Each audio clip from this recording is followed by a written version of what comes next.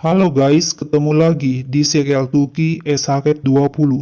Jangan lupa subscribe channel ini ya, supaya bisa ikut terus mengikuti kelanjutan serial ini. Dan bagikan channel ini kepada semua orang, agar dapat menonton serial ini. Polisi akhirnya berkata kalau tidak ada lagi pertanyaan buat Hira. Orhun bertanya, apakah gugatan ini berasal dari Vedat? Polisi tidak dapat memberikan informasi kepada Orhun karena kerahasiaan sangat penting. Hira boleh pergi setelah memberi pernyataan. Orhun menyuruh Hira menunggu di luar. Orhun minta kepada pengacaranya agar bisa segera bertemu Vedat. Meryem minta kepada Feriha agar jangan ikut terlibat masalah ini. Feriha menegur Meryem karena Meryem sudah cukup diam selama ini. Meryem akan sengsara. Feriha berkata kalau Fuslat tidak pernah meninggalkan Meryem sendiri semenjak Meryem kembali ke rumah. Fuslat mengatakan kepada tetangga agar Meryem menjauh dari Kenan. Kenan juga harus mengerti masalah ini. Feriha mengerti. Fuslat mencoba untuk melindungi Kenan sebagai seorang kakak. Fuslat ingin agar Kenan tidak menjadi sedih. Meryem tidak layak menerima perlakuan Fuslat. Kenan pergi meninggalkan Feriha dan Meryem. Feriha berkata kepada Meryem, jika Feriha tidak memberitahu Kenan, Kenan dan Meryem akan berpisah disebabkan oleh Feriha. Diam dalam menghadapi ketidakadilan adalah salah. Sudah cukup Feriha membawa beban mental selama ini, sehingga Meryem dan Kenan tidak akan sedih lagi sepanjang waktu. Sejak Kenan menghakimi Meryem dan sekarang tahu kebenarannya, banyak yang harus dikatakan oleh Meryem, semuanya demi kebaikan Meryem. Tapi Meryem ngotot, ia selama ini diam saja karena Meryem tidak mempunyai masalah dengan kemarahan Kenan. Meryem hanya ingin hidup tenang dengan ibu dan putri Meryem. Setiap orang akan baik di tempatnya masing-masing. Feriha mengelus kepala Meryem. Semua ini disebabkan oleh kebaikan hati Meryem. Tapi Tuhan akan memberikan sesuatu sesuai dengan hati Meryem yang baik. Feriha berharap agar Meryem tidak berhenti dari pekerjaan yang Kenan pilih. Itu pekerjaan yang bagus buat Meryem. Meryem ngotot kalau itu bukan sesuatu yang baik. Meryem akan berhenti bekerja lagi bila Kenan yang menemukan. Tiba-tiba Meryem mendapat telepon tawaran pekerjaan dari Kaleri Topta dan Meryem akan datang sekarang.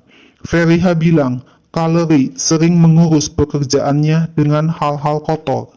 Fuslat mengunjungi Kenan dengan membawa makanan kesukaan Kenan. Kenan mengatakan sudah berapa kali Kenan memberitahu Fuslat untuk tidak terlibat dalam urusan Meryem. Tapi Fuslat tidak menghormati kata-kata Kenan. Fuslat datang di depan Meryem dan berbicara banyak kepada Meryem. Kadang-kadang Kenan tidak mengerti Fuslat. Kapan Fuslat menjadi begitu keras hati? Apa yang dilakukan Fuslat terhadap Meryem? Fuslat telah menjadi orang yang berprasangka buruk. Fuslat berkata Meryem akan menghancurkan hidup Kenan. Meryem mendapat tugas dari Kaleri, bosnya, untuk menjawab telepon yang masuk, menerima tamu yang datang, dan mengurus semua hal-hal detail, termasuk mengurus rapat buat Kaleri. Hal ini tidak mudah, itulah mengapa pikiran Meryem harus selalu konsentrasi di pekerjaan. Meryem disuruh untuk memeriksa file yang ada di atas meja sebagai persiapan awal kerja. Meryem tidak tahu kalau Kaleri mengintip dari belakang dinding, mengamati Meryem. Tak lama datang tamu, Semi, yang ingin bertemu dengan Kaleri. Meryem segera memberitahu Kaleri, tapi Kaleri tidak mau menemui Semi. Semi kesal karena Kaleri tidak mau menemui dan menyelesaikan masalahnya. Semi mengenal Meryem karena sama-sama tinggal di wilayah yang sama dengan Meryem dan pernah melihat Meryem bersama Asiye beberapa kali. Tapi Semi tidak tahu kalau Meryem bekerja di sini. Semi menasehati agar Meryem menyelamatkan diri dari Kaleri. Meryem bingung mendengar nasihat Semi. Sepnem berkata kepada Kenan, sewaktu di notaris, Sepnem bertemu dengan Semi yang tidak mendapat pembayaran dari Kaleri. Semi pergi ke perusahaan Kaleri untuk menagih pembayaran dan Semi melihat Miriam bekerja di perusahaan Kaleri. Kenan pasti sudah mendengar apa yang pernah Kaleri lakukan. Kaleri melakukan banyak pekerjaan kotor, bahkan melecehkan banyak wanita di sebelah Kaleri. Tapi wanita-wanita itu tidak dapat protes. Kaleri mengajak Miriam untuk makan siang. Ada tempat yang masakannya sangat enak. Tapi Miriam bilang ia tidak lapar. Akhirnya Kaleri pergi sendirian. Tak lama Neves menelepon kepada Miriam kalau Neves kangen. Miriam sangat kaget. Tiba-tiba badan Kaleri begitu dekat dengan badan Miriam. Kaleri berbohong dengan mengatakan ia memanggil Miriam, tapi Miriam tidak mendengar karena suara printer. Tiba-tiba Kaleri menyibakkan rambut Miriam dan berkata, gaji Miriam 3 sen sebulan. Apakah Miriam setuju untuk naik gaji, berwisata, dan berpakaian bagus? Miriam berkata, ia bahagia dengan gaji seperti itu. Miriam mengundurkan diri dari pekerjaan. Miriam berusaha pergi dari tempat itu, tapi dicegah oleh Kaleri. Kaleri menyuruh Miriam berpikir lagi, karena Kaleri tidak selalu memberi kesempatan kepada setiap orang. Miriam lari, tapi Kaleri menariknya dan memeluknya, berusaha mencium Miriam dan memperkosa Miriam. Miriam berteriak minta tolong, tapi mulut Miriam dibekap oleh tangan Kaleri. Miriam meronta-ronta dan berhasil melepaskan diri dari Kaleri. Tiba-tiba datang Kenan menolong Miriam dari tangan Kaleri. Kenan segera memegang tangan Miriam dan membawanya pergi. Tapi Kaleri menodongkan pistol ke arah Kenan. Orhun berkata kepada Vedat kalau Vedat menemukan cara untuk mengalahkan Orhun. Vedat mengatakan apa yang dilakukan Orhun sudah cukup untuk didengar. Orang-orang akan lupa kalau Vedat pernah menembak Orhun, dan sekarang orang-orang bicara tentang Orhun yang memaksa Hira. Orhun menarik leher Vedat dan memegang tangan Vedat. Orhun sudah tahu Vedat berteman dengan pilot. Vedat sudah tidak mempunyai senjata lain yang dapat menghancurkan Orhun. Mulai sekarang, Vedat tidak boleh menyebut nama Orhun atau nama keluarga Orhun, atau hari-hari Vedat di penjara akan tersiksa. Dengan muka penuh kebencian, Orhun pergi meninggalkan Vedat. Orhun menuduh Hira sangat berbakat menjebak Nihan seperti ini. Hira berkata ia selalu tidak ingin menyakiti Nihan. Orhun ngotot, berapa kali pun Hira menyangkalnya. Orhun tahu kebenarannya. Hira dapat membodohi semua orang dengan kemurnian dan kepolosan Hira. Tapi Orhun tidak dapat dibodohi.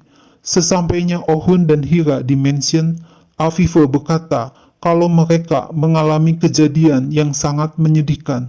Beruntunglah tidak terjadi sesuatu pun, hanya menodai reputasi keluarga. Afifa mengajak Orhun untuk berbicara mengapa hal itu terjadi.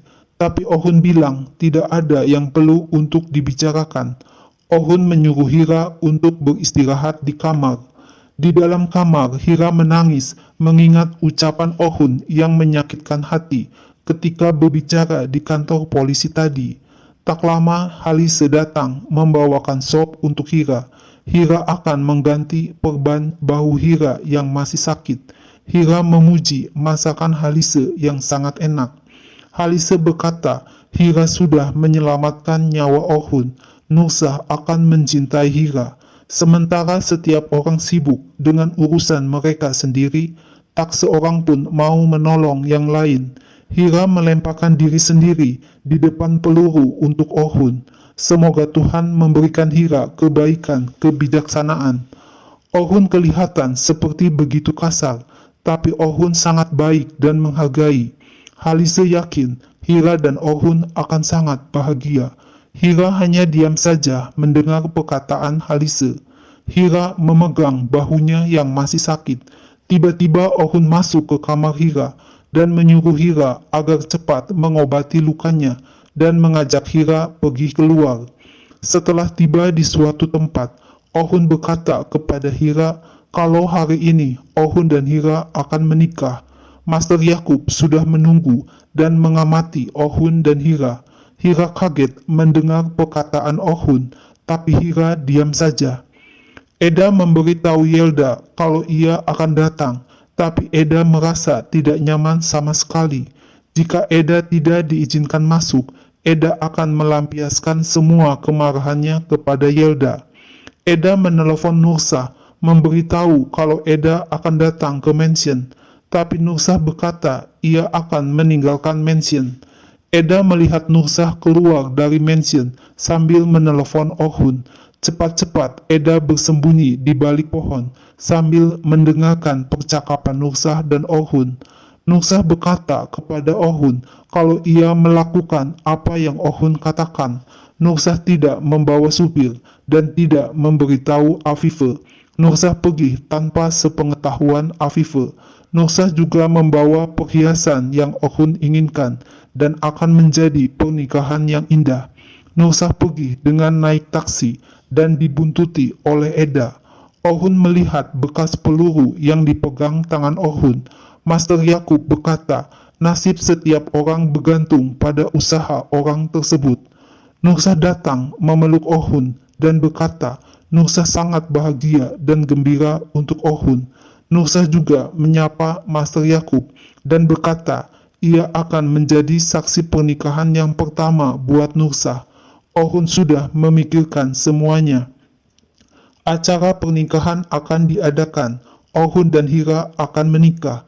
Ini adalah saat di mana Ohun akan memberitahu anak-anak Ohun yang akan diingat Ohun sepanjang hidup. Nursah memuji Hira yang cantik, baik dan sangat mencintai Ohun. Hira rela mati demi Ohun. Ohun telah mengambil keputusan yang benar dengan menikahi Hira. Nursah tidak ragu kalau Hira akan membuat Ohun bahagia sepanjang hidup Ohun. Nursah akan menemui Hira dan mulai persiapan pernikahan. Eda memberitahu Yelda kalau ia tidak dapat menghubungi Afife karena Afife tidak mau menjawab telepon Eda. Yelda menyuruh Eda menulis SMS dan mengirim SMS kepada Afife kalau Ohun dan Hira sedang mengadakan pernikahan. Nursah akan mempersiapkan Hira dengan sangat baik.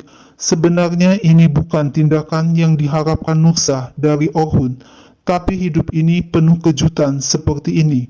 Ohun mengambil keputusan yang sangat cepat sejak Ohun bertemu dengan Hira. Ohun benar-benar berubah. Nursah menyadari ketika Ohun menelepon dan mengatakan akan menikah hari ini.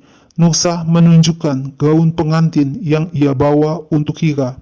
Nursah menyuruh Hira rileks karena kejadian tidak menyenangkan terjadi waktu itu. Nursah tahu kalau Hira nervous, tapi kali ini semuanya akan baik. Tak seorang pun dapat mencegah Hira untuk menikah dengan Ohun. Afife mengeluh kepada asistennya kalau ia mulai merasa sangat bosan dengan situasi Ohun dan Hira. Hira mengejar Ohun lagi. Kemana mereka berdua pergi? Kapan mereka akan kembali? Ohun tidak mengatakan apa-apa. Asisten Afife berkata, jika Afife mau, ia akan mencoba mencari tahu. Afife menyuruh asistennya untuk mengambil handphone Afife yang berbunyi. Afife tidak mau bicara dengan siapapun, terutama dengan Eda dan Yelda. Asisten Afife memberitahu kalau ada SMS dari Eda. Afife kaget membaca SMS Eda. Ohun terpesona melihat kecantikan Hira yang memakai gaun pengantin. Nursah meyakinkan Ohun kalau pernikahan ini akan terjadi. Master Yakub dan Nursah menjadi saksi pernikahan Ohun dan Hira. Eda menyambut kedatangan Afife yang datang ke tempat pernikahan Ohun. Afife kaget mendengar Ohun dan Hira dinyatakan sebagai suami istri. Hira hanya menundukkan kepalanya, sedangkan Ohun menatap Afife dengan tajam. Nah guys, lalu apa yang akan terjadi selanjutnya?